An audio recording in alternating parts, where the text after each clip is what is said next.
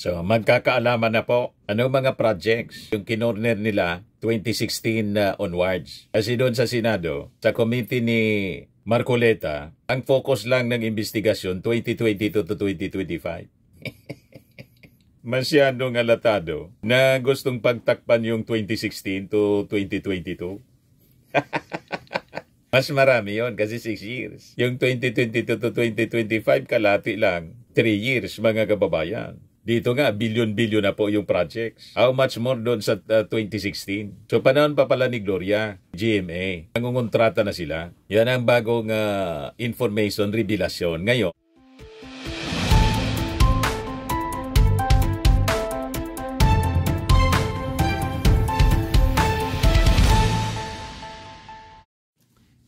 hello po mga kababayan, si Dante Maravillas, Bicolano vlogger, broadcast journalist from Albay. So sa mga hearings ngayon ng Senado at sa kanang Kongreso, dito natin napatunayan mga kababayan, ang Pilipinas, hindi man po mahirap tayo. Napakayaman, limpak-limpak ang salapi, bumabaha sa DPWH, pinagati-atian ng mga politiko, mga taga-DPWH at mga contractors.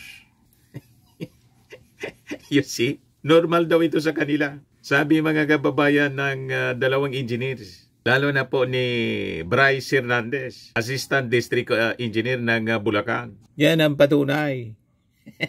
Limpak-limpak na salapi. Pinicturan for delivery po, 30% for delivery sa mga senador. Nag-deny na po si Jinggoy at saka si Joel Villanueva. Nagpa-press con kanina si Jinggoy. Pagkatapos si Joel Villanueva, nagsalita doon sa Senate floor, ugas kamay po. At ang sabi, si Jinggoy magpa-file yata ng kaso dito kay Bryce Hernandez. Ayan sabi dito, 5 former DPWH personnel tagged in allegedly anomalous flood control flood projects blew over 950 million in casino losses. Senator Ping Lacson alleged. Matindi 950 million lahat, mga kababayan. Ngayon, sabi dito sa report ng Inquirer, itong mag-asawang Diskaya, mga kababayan, dati nang humahawak ng flood control projects as early as the administrations of former President Gloria Macapagal Arroyo and Benigno Noynoy Aquino III. Yan statement, I quote, kadalasan po ang natitira na lang sa amin pag minalas-malas, lugi. Kung swerte naman, minsan 2 to 3%. Pag sinuwerte, 5%. 3 to 5% na lang ang natitira, minsan lugi pa. Your statement refers to your business insofar as flood control projects are concerned. Isn't that right?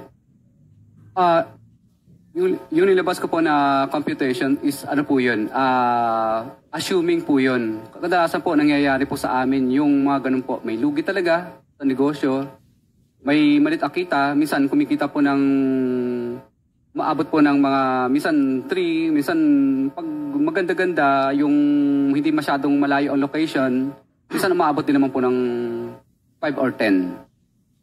Ano yung biggest percentage na kinikita ninyo sa mga project na ganyan?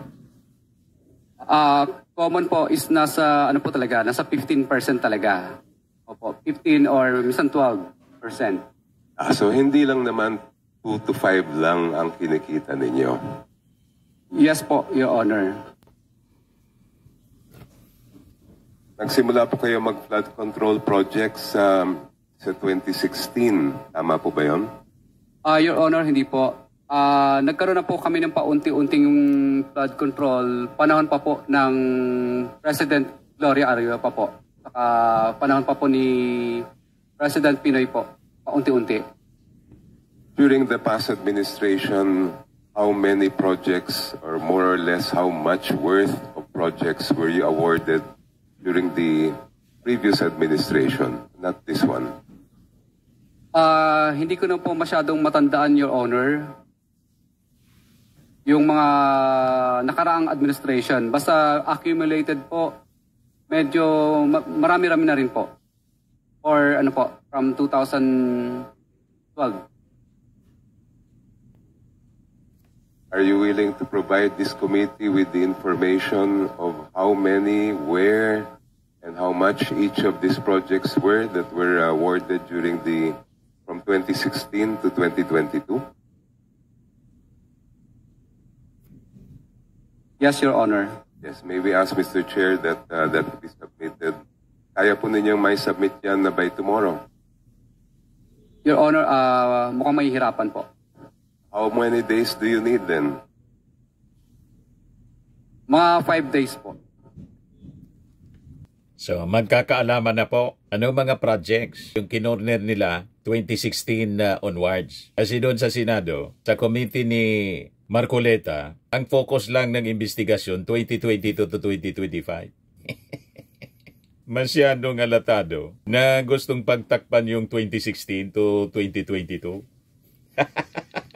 Mas marami yon kasi 6 years. Yung 2022 to 2025, kalati lang. 3 years, mga kababayan. Dito nga, bilyon-bilyon na po yung projects. How much more doon sa 2016? So, panahon pa pala ni Gloria, GMA. Nangungontrata na sila. Yan ang bagong information, revelasyon. Ngayon, sabi po niya sa pagtatanong ni Batangas Representative Gerbel Jinke Beatrix Luistro, ito anyang sinumpaan mong salaysay, affidavit mo, inaamin mo dito. Ang kasong nagawa mo anya, plunder. Naintindihan mo anya ito?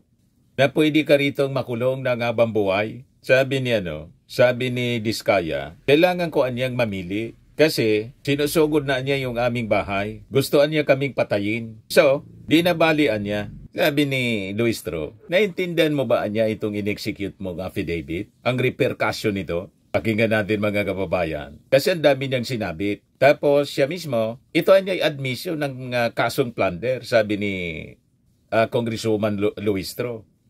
My questions are addressed to Mr. Diskaya. Mr. Chair, may I confirm if Mr. Diskaya is still attesting to the truthfulness of the contents of his affidavit dated September 6, 2025, which he presented in the Senate and where he identified lawmakers and DPWH officials allegedly involved in the anomaly in flood control projects. Mr. Diskaya, ito po ba'y pinatotohanan niyo pa? Yes po, Your Honor. Yung nakasulat po dito lahat. Your narration of facts in your affidavit involves billions of pesos.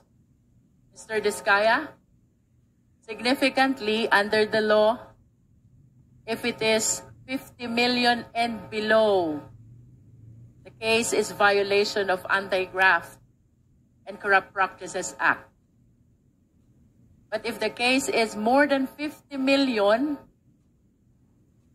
it constitutes violation of anti-plunder law.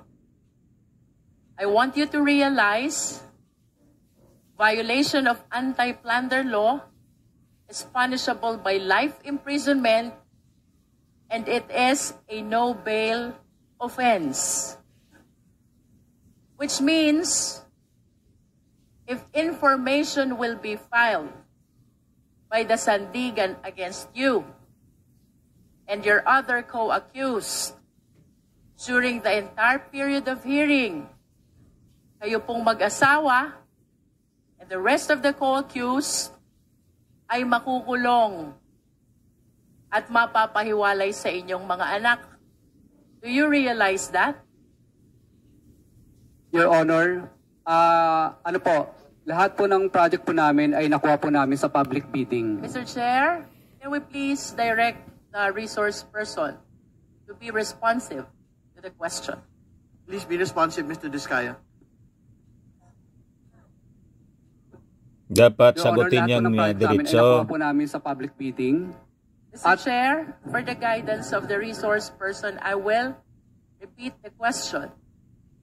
Earlier, ang sabi po ni Mr. Diskaya, to this time, ay pinatototohanan pa rin niya ang nilalaman ng kanyang sinumpaang salaysay.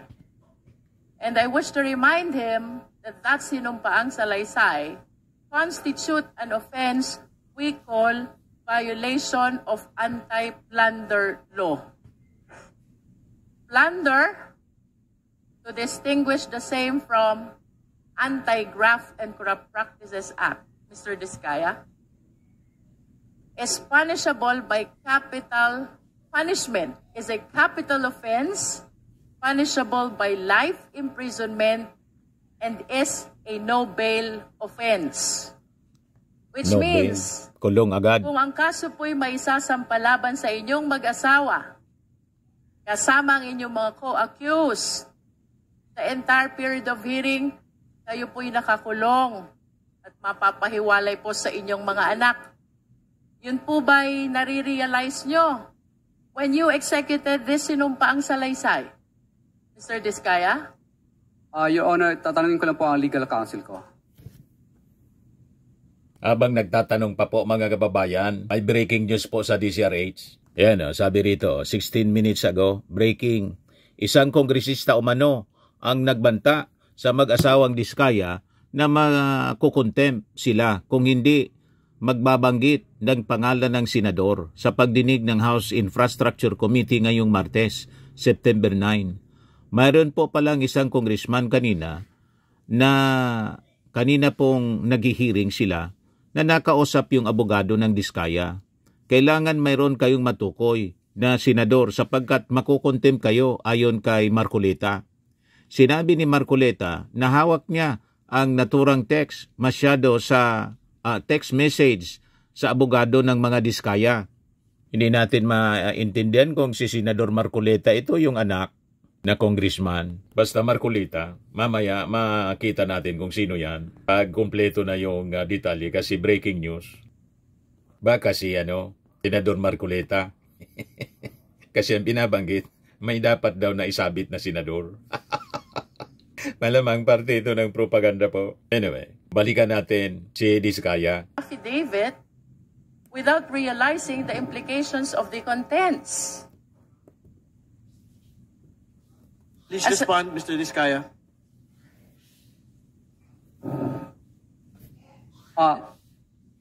To simplify the question, Mr. Diskaya, nauunawaan niyo po ba ang repercussion, ang epekto, ang implication, ang consequence ng salaysay na inyong isinagawa sa inyong buhay, pamilya? Yes, Your Honor. Do you understand as well that in this affidavit, Mr. Diskaya, kayo po'y umamin na? Do you understand that? You already made an admission about the commission of the case of plunder with your affidavit. No, Your Honor. But you were the one narrating. Kasi, Your Honor, ano po ito? Pinilit lang po kami, Your Honor. Pinilit lang po. That is for you to prove. But in as far as this committee is concerned, including the members, when we go over your sinumpaang salaysay, to me it appears you are admitting already to the case of plunder. And the worst thing, Mr. Diskaya, among the lawmakers and the DPWH officials whom you identified, all of them denied.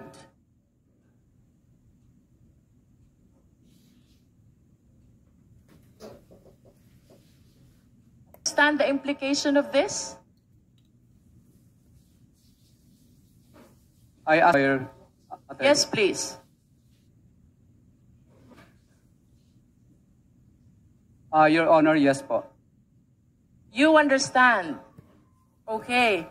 So, Sorry, before proceeding, Congresswoman Luistro, ano yung text na sinabi niyong pinilit lang po kayo? Nandito po sa aking salaysay na ayaw po namin magbigay. Okay, alright. Naintindihan ko na. Kaya alam po. Hindi ko kayo pinilit isulat itong affidavit. Hindi po. Okay, alright. Thank you. So, Naiintindihan mo ang implication consequences ng affidavit mo. Hindi ka ba natatakot makulong?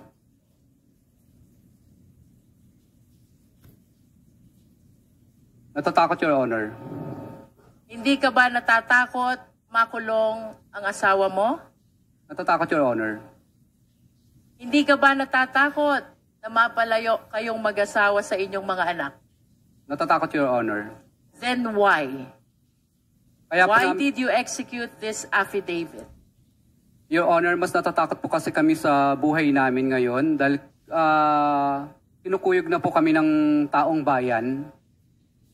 Kaya po, nag-execute po kami ng affidavit na ito dahil 120 million Pilipinos po ang parang gusto kaming patayin at kami na rin po ang pinag-uusapan sa mga misa ng simbahan. Opo, kaya po napilitan po ako, sa totoo lang po, napilitan lang po akong yung mga kamag-anak ko na gusto na nilang magsalita. Sapagkat po lumalabas na parang ang sama-sama po namin. Parang gusto kaming patayin ng buong 120 million na Pilipino. Kaya ngayon po, naisip po ng misis ko at ako po na mas mabuti pong yung mga pinangalanan na lang po namin dito ang maging kaaway namin at yun na lang po, alam namin po na ito lang po ang papatay sa amin, itong mga taong ito. Hindi po yung 120 Pilipino na gusto kaming katayin.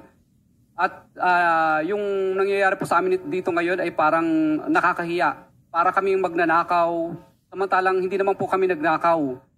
Napilitan lang po kaming gawin ang bagay na ito sapagkat mutual terminate nila ang mga project namin. Hindi kami pinasisingil. Road ride of way ang nangyayari po. Kaya po kami po ay sinigaw na lang po namin ito kasi namili po kami mag-asawa. Bulak, 1 kilong bulak o 1 kilong ginto. Ang pinili po namin, 1 kilong ginto. Dahil una, pareho lang naman siyang mabigat. Yung bulak at saka ginto, pareho siyang mabigat. Pero pinili po namin yung ginto. Kahit po kami mamatay bukas o papatayin po kami ng mga politikong ilang piraso na ito, alam po namin na may dangal po kaming mamamatay.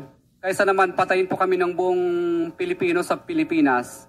Na kahit saan po kami magpunta sa dulo ng Mindanao, Luzon at Visayas ay parang kaaway po namin lahat ng mga Pilipino. Samantala ngayon po, natatakot po kami sa buhay namin.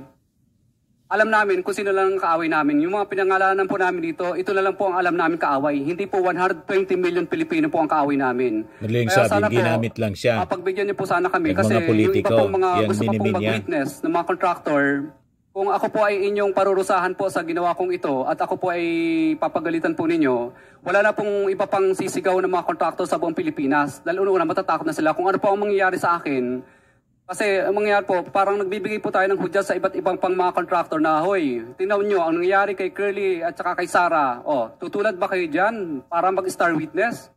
Hindi na sila sisigaw, parang nagbibigay po tayo ng anyaya sa lahat ng mga tao na ang maging star witness. Chair, if I may, So, minimin niya na ang ibig sabihin niya, parang gusto, I wish to believe that kine-consider you are not siyang star witness sa Senado. much less a state witness. And that reminds me as well of paragraph 33. Malamang yon ang usapan, mga kababayan doon sa Senate inquiry na pinangunahan ni Marcoleta. Basta't pangalanan yung mga congressman, walang senador.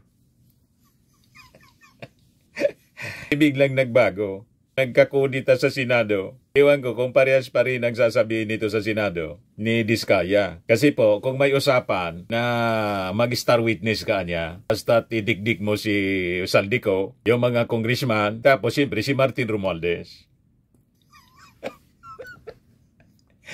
Star witness ka niya. Nabago yung nabago yung komposisyon. Ewan ko kung ano ang nangyayari nito kay Diskaya. Kaya itong kini-question ni Luistro, alam mo ba anya yung implication nito? Consequences? Repercussion sa'yo? Tapos nabanggit na, ang tinutumbok ni Diskaya po, pinapalabas niya na nagsasalita na siya ngayon bilang isang star witness. Biglang nag-intervene si Luistro po.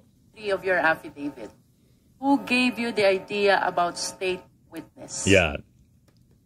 Sisiya niya nagbigay sa iyo ng idea ng ganyan? Bali, ito po ay sinubukan po namin sapagkat baka sa Senado po. Please respond to the question, Mr. Diskaya. Ano po, tinanong ko rin po sa mga lawyers din po namin. What do you understand about becoming a state witness? Who decides for you to become a state witness? Ang ano po, presidente po at saka yung Senate po. I don't DOJ, think so, Mr. po. Diskaya. Becoming may a state interject? witness is a decision that comes from the court Yeah. and not from you. And there are requirements that we have to consider. Yung presidente If I may daw. share this to Presidente si the BBM public, o yung Senate President? under Si Chis the Escudero. rules of court, Yung dati. to become a state witness, number one, the testimony must be there must be an absolute necessity for the testimony. Number two, it can be corroborated. Number three, no other direct evidence.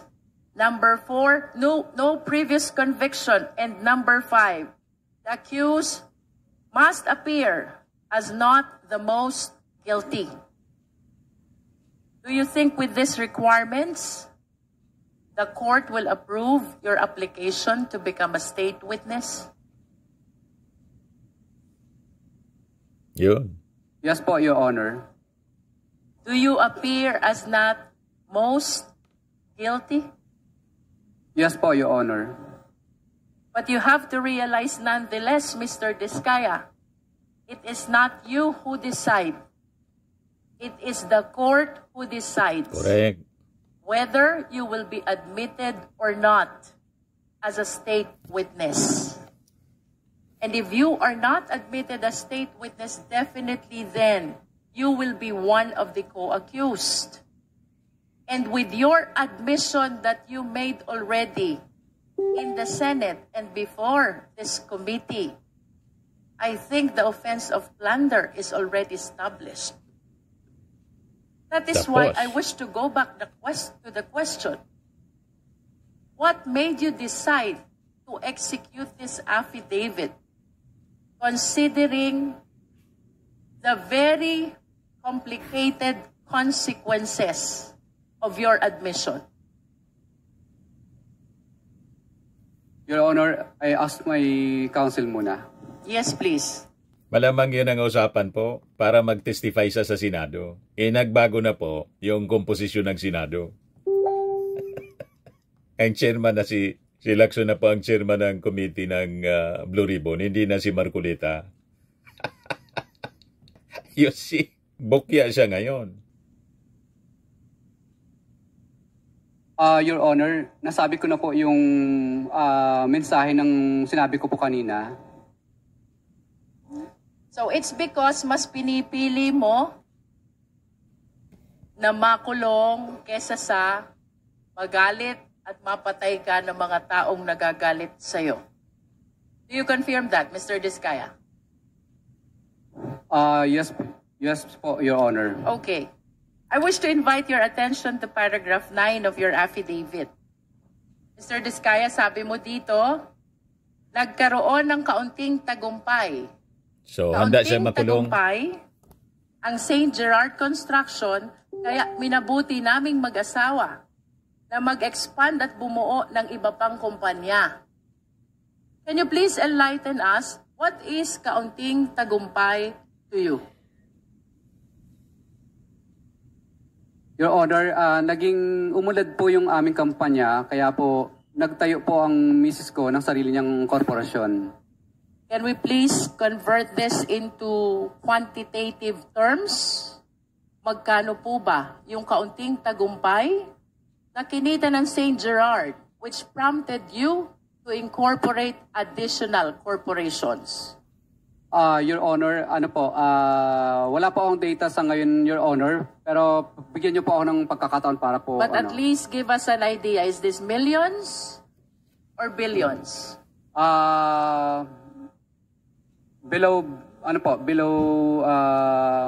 Lagpas 100 millions naman po.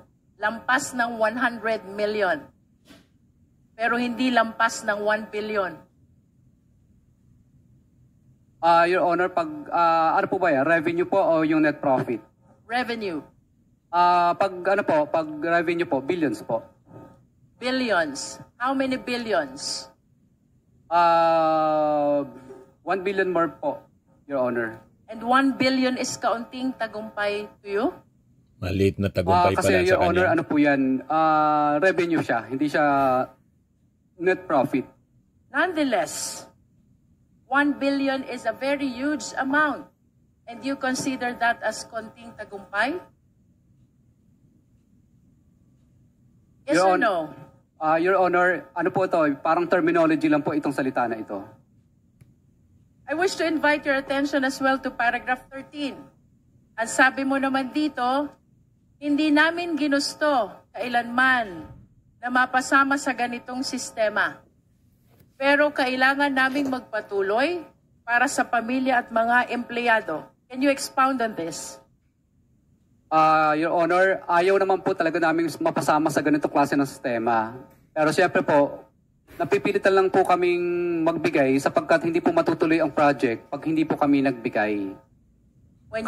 When you say napipilitan lang po kaming magbigay at hindi matutuloy ang project kapag hindi nagbigay, you are referring to the DPWH officials and some lawmakers you identified in your affidavit, yes or no? Yes, Your Honor. I see. So you want us to believe na kung wala itong mga taong pinangalanan mo, ay hindi ka magkakaroon ng mga kontrata mula sa DPWH. Is that what you wanted to say? No, Your Honor. Kasi sumasali po kami sa mga public bidding. Pag na-award na po yung project at saka nagkaroon ng notice to proceed, doon na po kami hinihingan. Hindi po ma-implement ang project or matatapos kung hindi Ganun po kami pala. magbibigay. Notice Yes, to but proceed pa lang, you stated in your humihingi na affidavit, yung mga politiko, napilitan ka lang. taga DPWH politiko. Yes, Your Honor, kasi hindi po namin gusto na magbigay. Hindi mo gustong magbigay, pero napipilitan kang magbigay sa mga pinangalanan mo dahil hindi ka magkakaroon ng hanap buhay. Tama o mali? Your Honor, ano po, kailangan po, Your Honor, kasi kung hindi po, Please do not change the context of your affidavit. We are educated people here. Mr. Diskaya, I just want it to come from you. Sabi mo, napilitan ka lang. What does that mean? Hindi mo gusto ang ginagawa mo. Pero napilitan kang magbigay to be able to get a contract and have them implemented after the award. Tama o mali? Your Honor, hindi po. Awarded na po sa amin ng project. May notice to proceed na po. Pero, Okay, let me correct. Awarded ng project, napilitan kang magbigay, pero dahil kung hindi ka magbibigay, ika-cancel ang project. yes, Your Honor, or right of way problem o di kaya mutual termination po ang mangyayari. So, it Nalulugi means siya. mawawala yung hanap buhay mo kung hindi ka magsasubmit dun sa system na sinasabi mo. Tama o mali? Hindi po matatapos ang project. Hindi po maumpisahan. Maka-cancel po. So that's Tama. precisely the point. Yun yung gusto mong sabihin sa affidavit mo. Napilitan ka lang mag-submit dun sa kanila, mga taong pinangalanan mo, dahil hindi ka makakaumpisa o makakatapos ng project. Did I say Pag it hindi right? nagbigay. Yes, Your Honor. All right.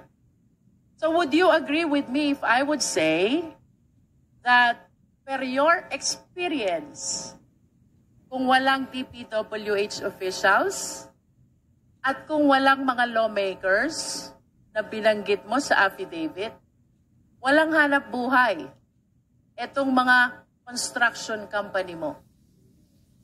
Mas, maganda po ang buhay. Ibig sabihin po, mas makakapaghahanap buhay po kami. Pag wala I see. pong ganun. Opo. Kasi public bidding po ang mangyayari lagi. No. Please listen to the question. Ang sabi mo sa affidavit mo, napipilitan ka lang. Hindi mo gusto ang ginagawa mo. Pero kaya ka nagbibigay ay dahil hindi mo mai-implement ang project mo dahil ika-cancel nila. That is suffice to say that kung wala sila, wala kayong hanap buhay. Tama? No, Your Honor. What else would you like to mean by this statement? Your Honor, ibig ko pong sabihin dito, kung wala pong pumipigil na ma-implement namin ng tama ang project at hindi po makakancel o walang right of way project, malaya po kaming makakapag-implement ng proyekto po. Okay, but nonetheless, the reason why you are saying nagbibigay ka sa kanila ay para makatapos ka ng project mo. Tama ba yon? Dahil hindi po kami makakasingil at ipapamutual terminate po ang project kapag Precisely. hindi po kami sumunod sa kagustuhan nila. Pag hindi ka nakasingil, walang hanap buhay ang kumpanya nyo. Tama ba yon? Tama po. Okay. May I be clarified first? Ano ho bang period of time or taon ang tinutukoy nyo when you executed this affidavit? Actually, ito pong affidavit ko na ito po ay related po sa programa po ni PBBM sa mga ghost project po. Kaya ko po ito... So if you are referring to the current administration, then this must be 2022 up to 2024 project, Mr. Diskaya. Tama ba yun? Yes po, Honor. Okay. Okay. So kaya mo natapos ang project is because nakipagkasundo ka sa mga taong pinangalanan mo sa affidavit mo? Hindi po ako nakipagkasundo, Your Honor. Napilitan lang po kami, Your Honor. Hindi po kami nakipagkasundo kasi ayaw po naming magbayad. Sa totoo lang, masarap po ang buhay namin. Mas malaki sana ang kikitain pa namin kung hindi po kami magbabayad. Ayaw po namin... Napilitan ka na makipagkasundo. Would that work for you? Yes. Wala po kami magawa, Your Honor. Okay. Hindi po kami nakipagkasundo pala, Your Honor. Napilitan lang talaga. Nevertheless, you were able to collect the payment for the contracts because you wish to believe dahil nag-submit ka dun sa mga requirement nila. Yes po, Your Honor. Okay.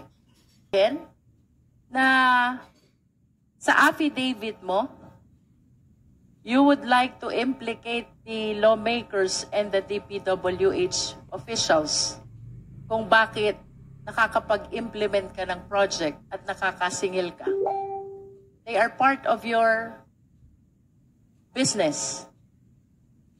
Hindi po siya part ng aming business. Operation at least. Hindi rin po, Your Honor. So how do you consider that?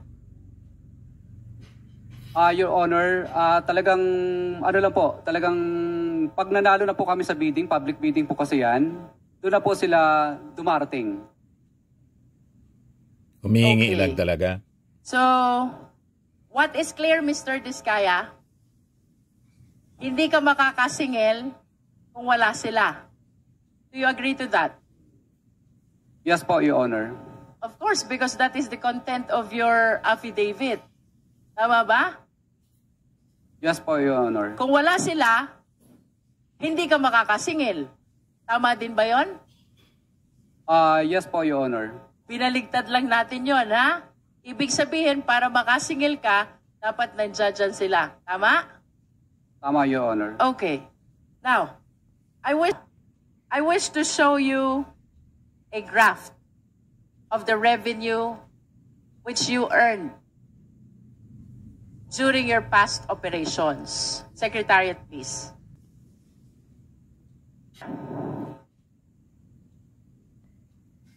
Sabi mo, yung affidavit mo pertains to the current administration. So that is the second half of 2022 until 2023, at least for those that are shown in the graph. But if you will notice, Mr. Diskaya, yung revenue mo nag-spike 2017, 2018, 2019, 2020, 2021, So and even the first half of nagsisinungaling siya. 2022. Mas grabe panahon ni Digong, 2017. Pabagsak na nung This only 2022. shows, Mr. Diskaya, that the revenue that you are generating during the former administration, 2016 to 2022, is bigger than the revenue that you are generating under the current administration. Tapos, How can you explain this? booking po si Diskaya. Your Honor, wala naman pong nanghihingi sa amin, kaya mapapansin nyo po, ang nakalista lang po dito ay during ano lang po, during, ito lang po, sa 2022 lang po. Dahil ang naging topic lang naman po dito is about sa unprogrammed flood control projects po. Kaya So, naintindihan na ninyo mga kababayan kung bakit si Bato de la Rosa ayaw pag-usapan yung 2016 ay si Bato de la Rosa, si Jingo Estrada. Nang magtanong si Bato de la Rosa kung kailan nagsimula na makakorner ng flood control, 2016 yung sagot ni Diskaya, ni Sara Diskaya. Sigurado ka niya? Sigurado niya? Tumigil na ng pagtatanong siya, no? Si Bato de la Rosa. Tapos sabi ni Jingoy, pag-usapan natin na niya, focus lang tayo 2022 to 2025. Yun pala, tumiba si Diskaya, panahon ni Digong kasi. Ayan o. 2016 nagsimula, mga kababayan, na makakorner ng mga projects.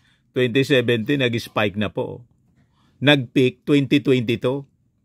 Panahon pa ito ni Digong. Pero nung pabagsak na, panahon na ng ating Pangulong Bongbong administrasyon, pabagsak na yung contracts nila na nakukuha. related lang po ito sa mga unprogrammed na po, na related projects lang po.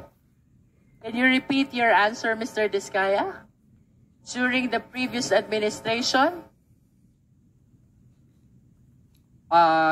Your Honor, wala naman pong ganyan po nung past 3 administration po.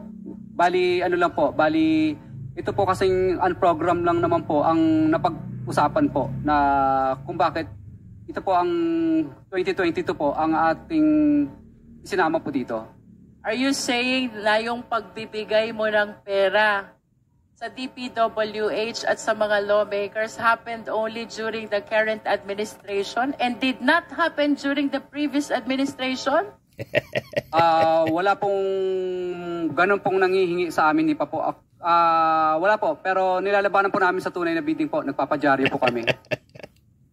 Maniwala. Of course, you know how hard it is to participate in the bidding, Mr. Diskaya. And it is impossible, improbable, if not impossible, that Corner? the reason why you generated bigger revenue from 2016 to 2022 is because what you experienced under the current administration did not happen during the previous administration, Mr. Correct. Diskaya. Wala pong, may nanghihingi rin po sa amin, pero ang totoo po niyan, pinadyaryo po namin. Kaya wala, ano po, madalas po ako magpadyaryo, meron po akong mga, ano po, pinadyaryo ko po yung mga taga-DPWH kadalasan. Can we show the Nagsisinungaling po. next slide, Selective. please? As a matter of fact, Mr. Selective Diskaya, amnesia. during the previous administration, 2016 to 2022, where's the second slide?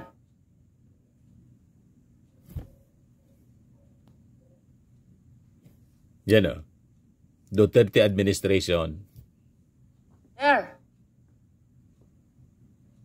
It shows that you are the top 1 contractor from July 2016 to December Top one. 2017.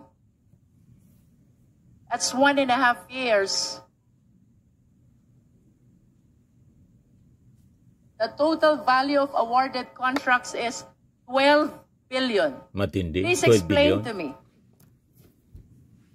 Your Honor, nirespeto ko po yung report po na ni PCIJ po. Alam ko po nanggaling po sa PCIJ yan. Pero hindi po yan po ang nakadeclare sa amin pong financial statement po. At saka yung mga nag-ongoing. At karamihan nga po dyan is mga na-terminate po na project. Isinama lang po nila sa listahan, pero ang dami po dyan mga na-mutual terminate po na project. If that is not correct, then how much is the amount of the awarded contract to St. Gerard? Hindi pa ako sigurado pero titingnan ko po, bigyan niyo po ng time para sa data po niya. At least can you give us an estimate? Is that 10B or 8B? Parang naglalaro lang po yun sa wala pang 3 billion po. Kasi ang dami pong na-mutual terminate ng mga project. Mutually terminated contract. What do you mean by mutually terminated contract? Marami pong, minsan yung iba po, may mga right-of-way problem kadalasan. Mr. Diskaya, how can you explain to me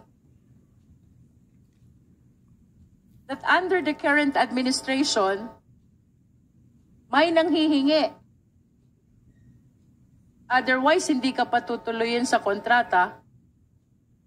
But under the previous administration, walang nanghihingi.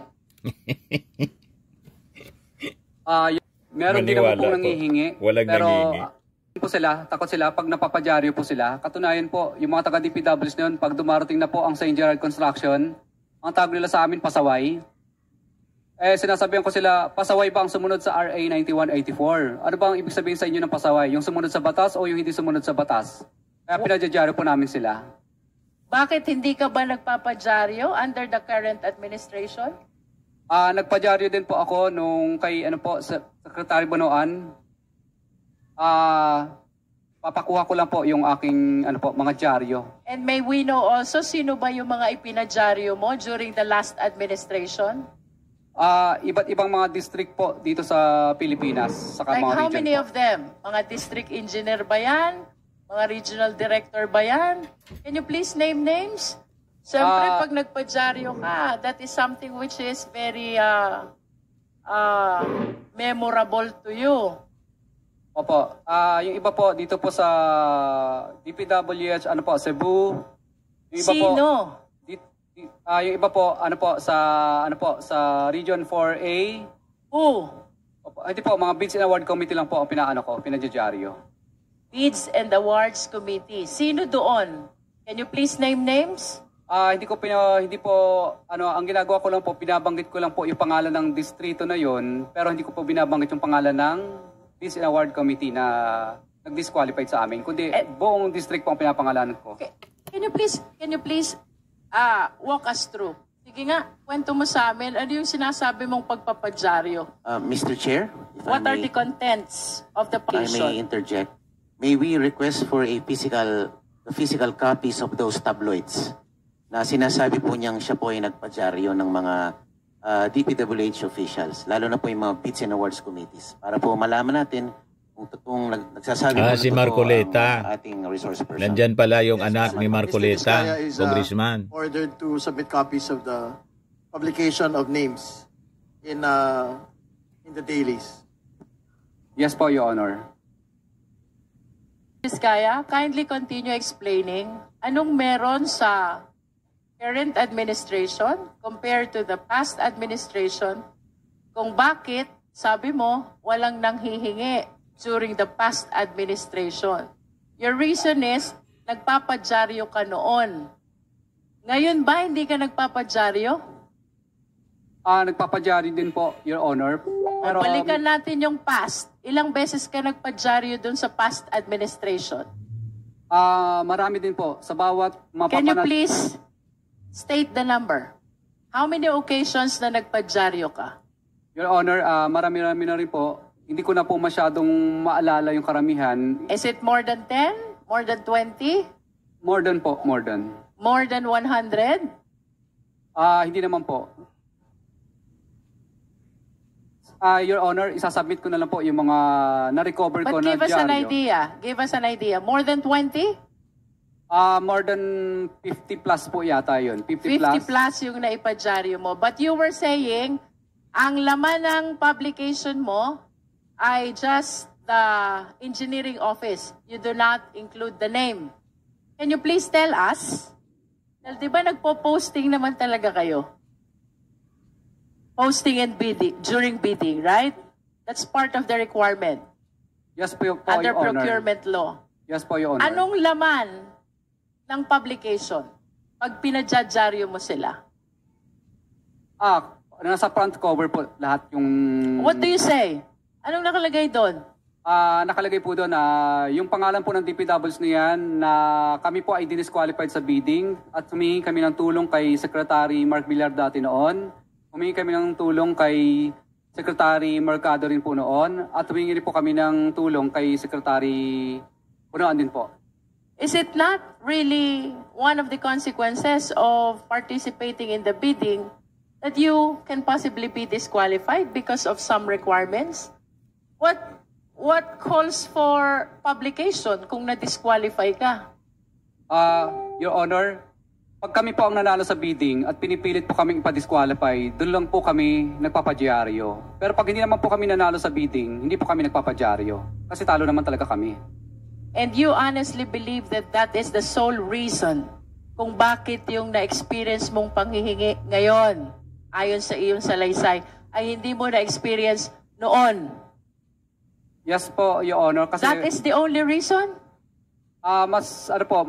takot po sila pag nilalagay na po yung kanilang hatian doon sa dyaryo sa open letter.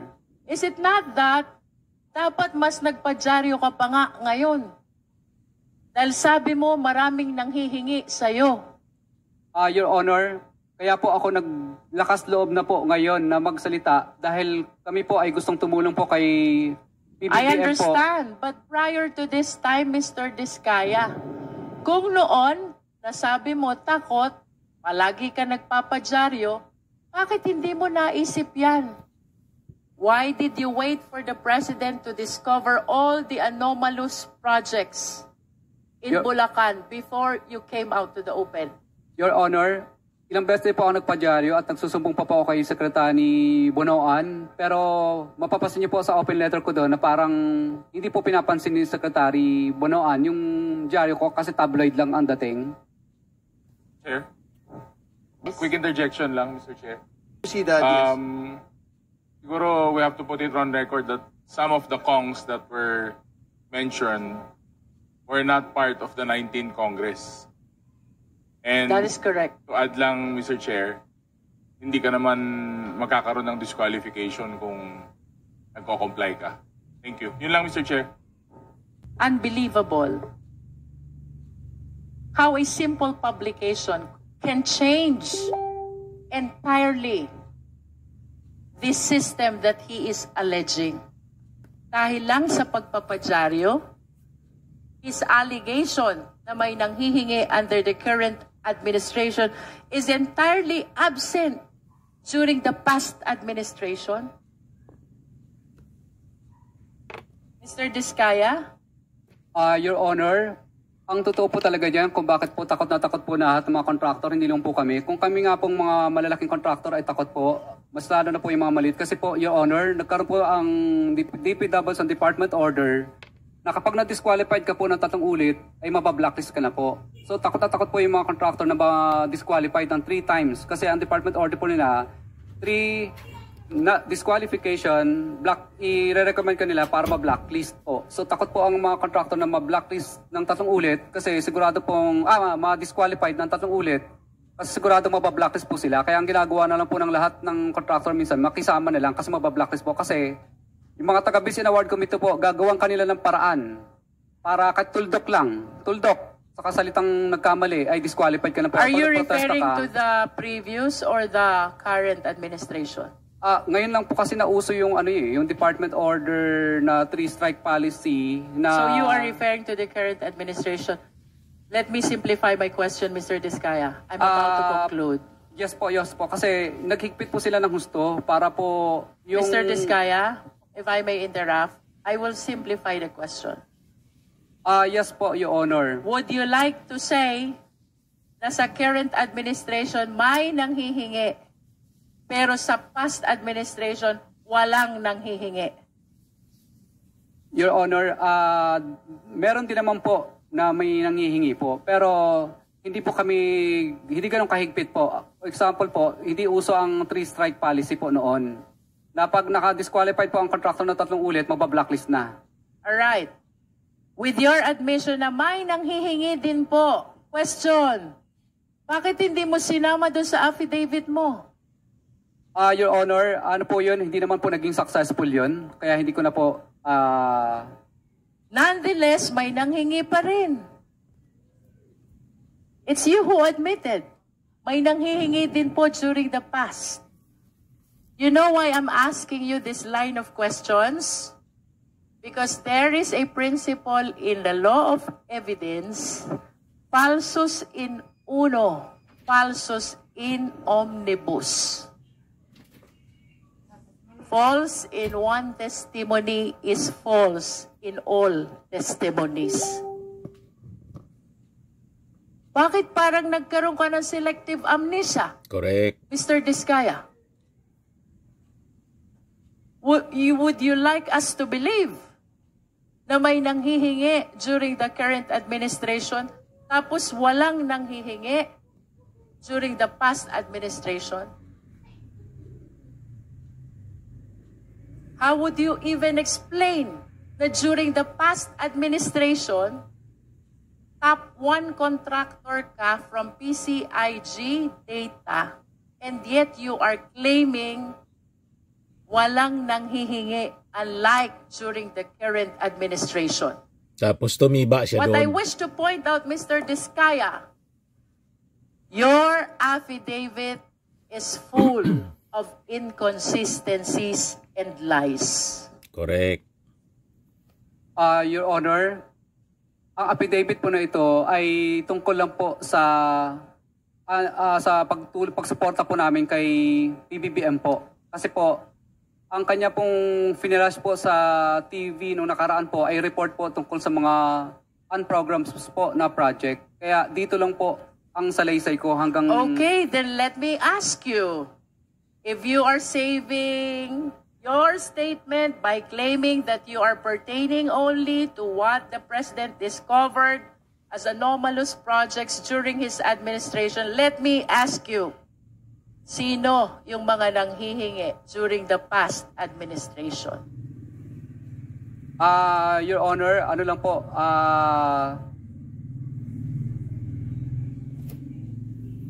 Your Honor, nung mga panahon po kasi na yun, kadalasan po, yung iba po, mga retired na po, mga wala na po dito sa Yes. DPWs. Kadalasan But po, can mga you taga please- DPWs lang po. Can you please identify the names with the same courage that you have when you name these lawmakers and DPWH officials in your affidavit?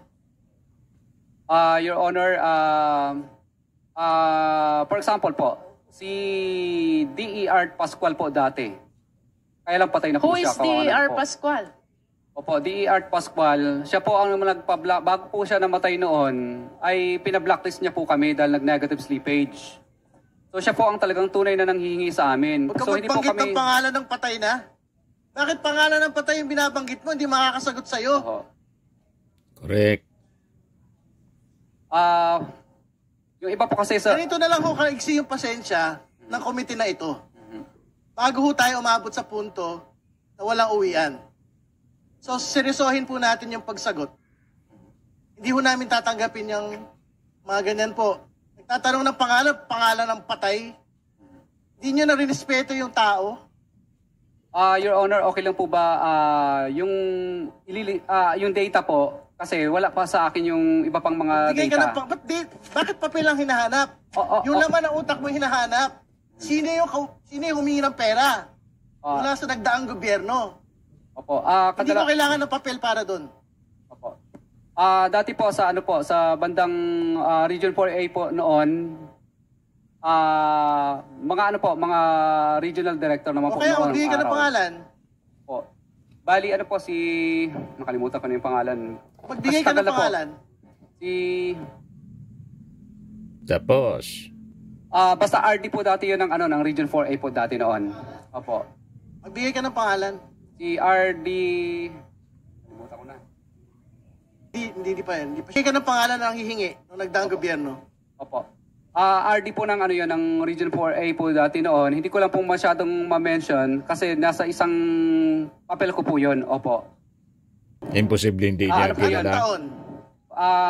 Kung hindi ako O nagkakamali... sino yung taga 4A? May taga 4A dito, di ba, RD? Ngayon, Kabisado niyo yung mga pangalan ng mga foreign na nauna? Year ano po yun? Year 20, ano po yata? 2018? Something ganun po. 2018, 2019. Region 4A. Opo. RD. Opo. O sino yung 4A RD? Ngayon, pumunta kayo rito. Sabihin niyo yung mga RD. Director Samson Hebra po, dati nung araw. Buhay pa ba yun? Buhay pa ba yun? Yung mga taga DPWH, buhay pa po ba yun? Pakuulit yung pangalan? Director Samson Hebra po. Humihingi ng pera sa inyo. May inuutusan lang po siya na kailangan ay magbigay po at may pinakukuha. Pero hindi po kami pumayag. Magkano yung hinihingi? Ano po, bali, ano po, parang nasa ano po yata yun, parang 10%. Para kanino?